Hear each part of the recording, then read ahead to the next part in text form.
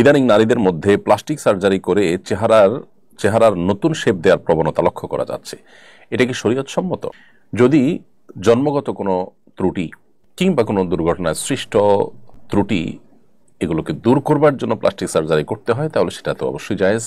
কিন্তু শুধু শোভাবর্ধনের জন্য যদি প্লাস্টিক সার্জারি করা হয়, চেহারাতে নতুন বা ভিন্ন শেপ আনার চেষ্টা করা হয়, তাহলে সেটা অবশ্যই নাজায়েজ এবং গুনাহের কথা।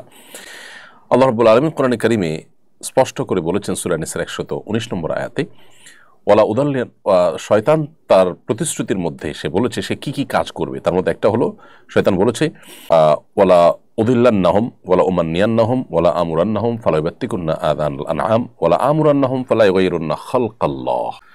শয়তান শপথ করেছে এবং সে তার অঙ্গীকার ব্যক্ত করেছে যে সে আল্লাহর সৃষ্টিতে পরিবর্তন সাধন করবে। আল্লাহ তাআলা বলেছেন লা তাবদীলা লিখালকিল্লাহ, আল্লাহর সৃষ্টিতে পরিবর্তন করা সুযোগ নেই বা করা যাবে না।